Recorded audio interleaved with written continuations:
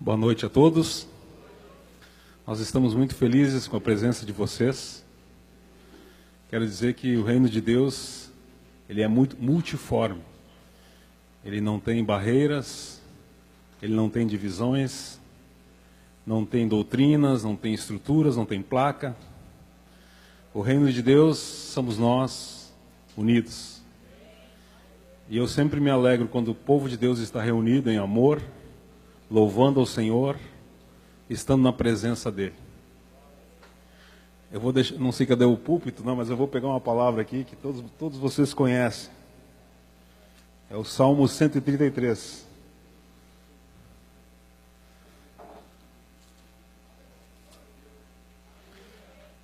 Diz assim: ó, como é bom e agradável viver unido com os irmãos, é como óleo precioso sobre a cabeça, a qual desce para a barba de Arão, e desce para a gola das suas vestes, como orvalho de Hermon, e desce sobre os montes de Sião.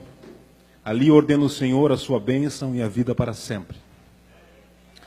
Quando Deus formou o homem, a primeira coisa que Deus providenciou foi um lugar especial para o homem habitar. Nesse lugar, obrigado, meu querido. Aqui. Nesse lugar especial, havia todo o suprimento, todas as necessidades que o homem precisava estava naquele lugar. Havia um rio perfeito, havia alimento, o homem não precisava ter cartão de crédito, não precisava ter cheques, não precisava se preocupar com as contas do amanhã de segunda-feira. O homem vivia na presença plena de Deus. E essa presença de Deus, ela era baseada no relacionamento. Deus e o homem tinham um relacionamento de comunhão em amor. E quando o ser humano vivia nesse relacionamento, ele estava sob o descanso, sobre a proteção da inocência. Não havia nenhuma condenação, não havia nenhuma culpa, não havia nada, não havia uma doutrina, não havia nada que separasse o ser humano do Criador. E Deus tinha tanta necessidade, tinha tanta alegria em estar com o ser humano, que ele vinha se relacionar com o homem todos os dias. Todos os dias Deus estava na presença do homem, se relacionando com ele, conversando com ele através do Espírito do homem. Quando o homem então decidiu viver na independência, provando da árvore do conhecimento do bem e do mal, Deus, com a sua humildade, deixou o homem decidir o seu caminho. Só que as consequências foram: tá, meu querido, tu não quer mais viver com o paizão? Tu não quer mais ser sustentado pelo teu pai? Agora, filho, tu vai ter que andar por tuas próprias mãos. Agora vai vir sobre ti o suor do teu rosto. Com suor tu ganharás teu pão todos os dias. Agora tu irás viver sobre a consciência do bem e do mal. Sobre a tua vida o poder da morte, e sobre você agora está a condenação. Você vai viver independente. Mas Deus, Ele olhou para o homem. Eu imagino assim, queridos, que Deus teve muita tristeza no coração pelo caminho que o homem estava trilhando. Que era um caminho de solidão, que era um caminho de egoísmo, de separação. Agora o homem não podia mais viver com Deus. E o projeto de Deus sempre foi a família. Então o Salmo revelou um dia que seria muito feliz estar reunido com os irmãos. E essa separação que houve, o Senhor Jesus, quando veio à terra, Ele veio buscar novamente a comunhão, buscar novamente esse relacionamento. E quando o Senhor Jesus morreu e ressuscitou e subiu aos céus, Ele mesmo falou que iria vir o Espírito Santo, que iria lembrar, queria manter esta chama da presença de Deus na terra.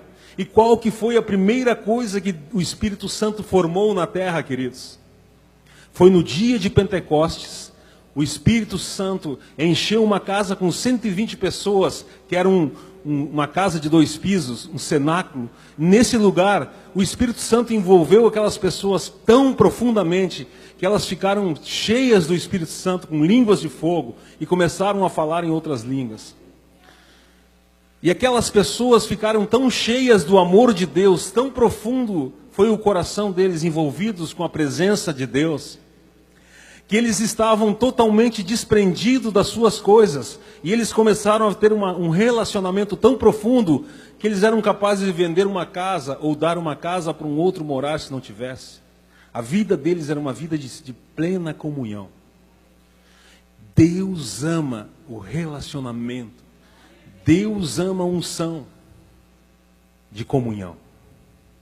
E como nós lemos nesse Salmo 133, queridos, a unção não está numa pessoa, a unção não está num homem de Deus, a unção está na unidade espiritual entre os irmãos. Quando nós andamos como igreja, não como placas, como estruturas, como doutrinas, mas quando nós andamos como igreja, verdadeiramente uma igreja, sem nada, simplesmente pela aliança que temos do sangue derramado na cruz do Calvário, pela aliança em Cristo Jesus, quando andamos por esta aliança e somos unidos em amor, pela obra redentora da cruz, a unção de Deus se manifesta em nós, queridos. E sabe o que significa unção? Ela significa óleo. O que o óleo faz no meio das engrenagens?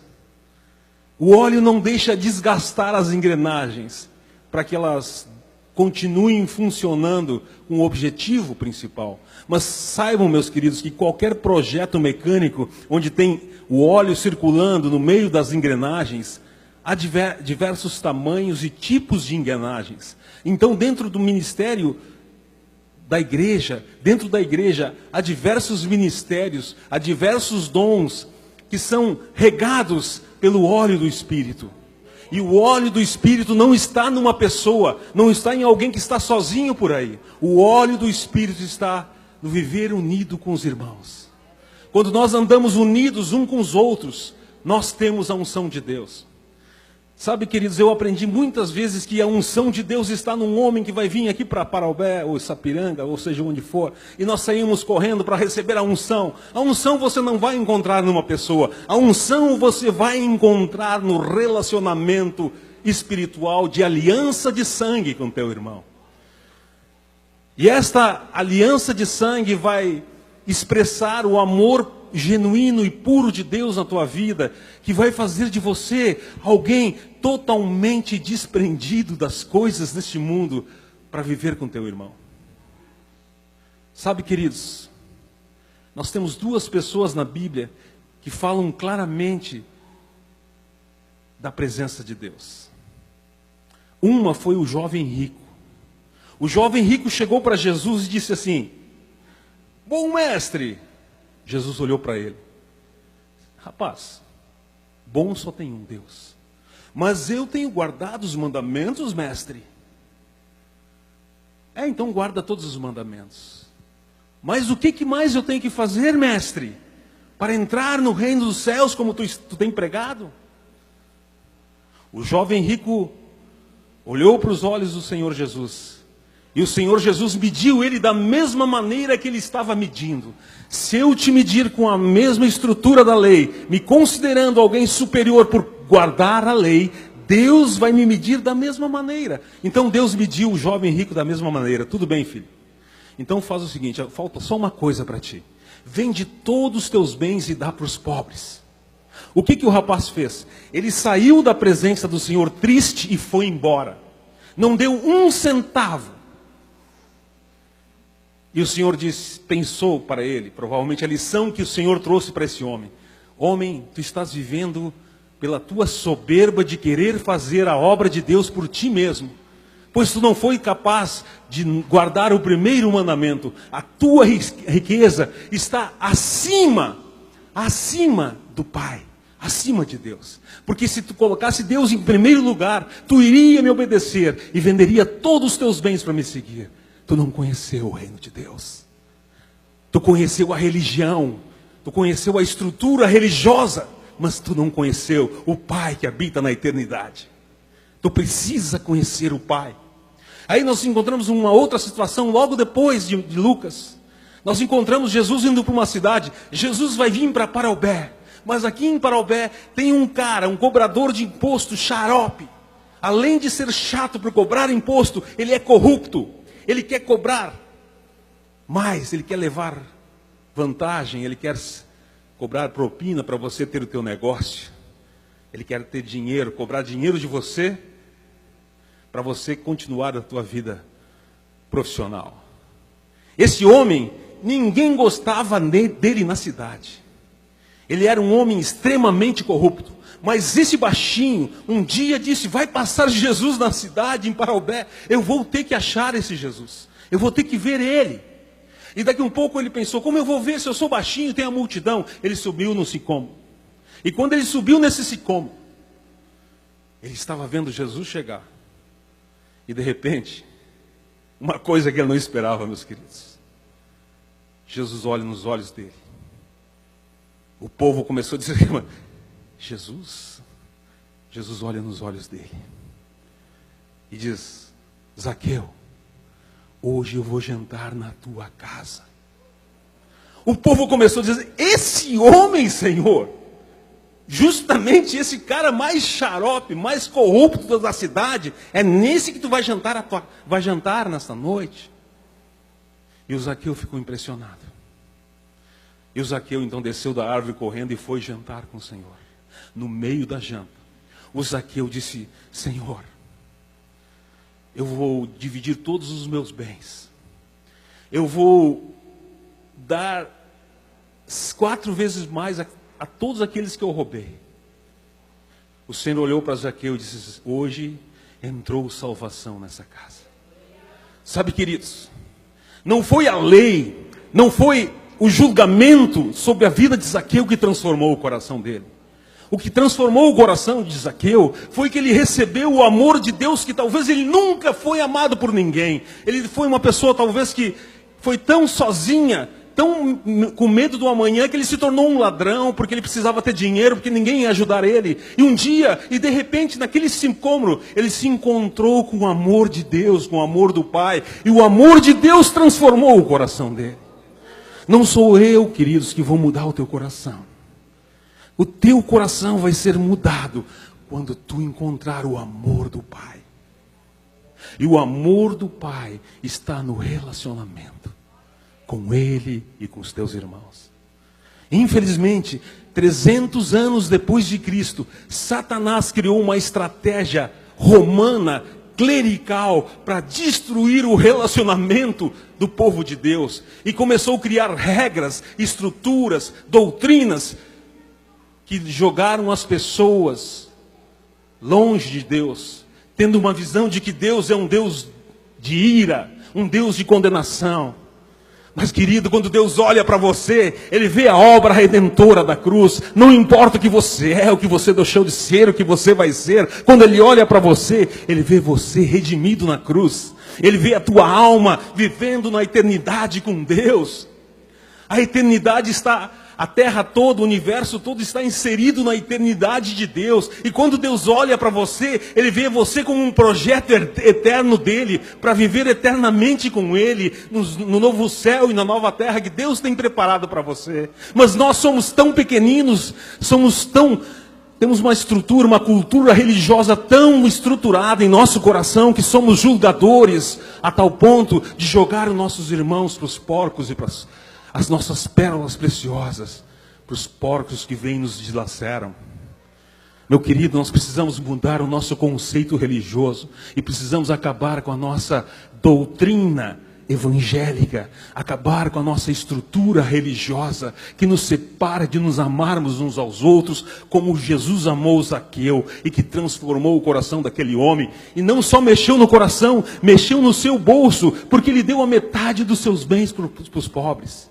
Se você, me desculpe pastor, se você reclama que os teus membros não ofertam, é porque quando eles forem tocados pelo amor de Deus, nós somos desprendidos das coisas deste mundo, porque quem se sente amado, querido, não tem medo do amanhã, não tem medo do futuro.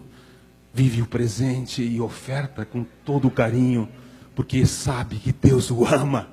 E quando você se sente amado por Deus, querido, você tem uma identidade com Cristo, e a atitude de qualquer ser humano mortal não vai mudar o teu coração, não vai mudar a tua visão para com Deus, porque o teu coração está cheio do amor dele. E quando o teu coração está cheio do amor de Deus, você vai amar o teu irmão do jeito que ele é. Assim como Jesus amou os perdidos. Assim como Jesus, quando foi almoçar ou comer um lanche com seus discípulos, os fariseus chegaram e disseram: pô, mas tu vai comer sem lavar as mãos? E o Senhor disse para aqueles fariseus: vocês são os hipócritas, vocês são religiosos. Lavar a mão não vai mudar nada na vida dos discípulos, não vai mudar nada na vida de alguém, porque o que entra no homem não contamina o homem, mas sim o que sai do homem, o que está no coração do homem. O que precisa é o ser humano receber o amor do Pai para ser transformado. Queridos, não é a doutrina, não é o conhecimento que vai mudar o teu coração. Não é a aplicação da lei, não é a estrutura de julgamento ou condenação que vai mudar você. Não é o falar para você que se você não fizer isso ou não fizer aquilo, você vai para o inferno. Não é isso que vai mudar o teu coração. O que vai mudar o teu coração é você se encontrar com o Pai. Se encontrar nos braços do Pai e ficar descansando no amor do Pai. O amor transformador, queridos, que a expressão exata desse amor está na cruz do Calvário. O Senhor, quando subiu na cruz do Calvário, você estava no projeto de Deus. Porque a sentença de morte para o ser humano, era a morte eterna. Se Deus não tivesse projetado a redenção, eu e você teríamos sido jogados na inexistência. Nós nunca teríamos sido projetados. Você sabe o que é ser jogado na inexistência? Você nunca viria à existência. Mas por causa da redenção antes da fundação do mundo, por causa do grande amor que o Senhor teve por você, a obra redentora da cruz te trouxe à existência e te projetou antes da fundação do mundo, para louvor da glória do Pai, para que você possa adorá-lo e louvá-lo eternamente, para que você possa viver na presença dele para sempre, querido. E lá não vai ter placa, não vai ter estrutura, não vai ter doutrina. Lá, meu querido, o amor dele vai te preencher totalmente.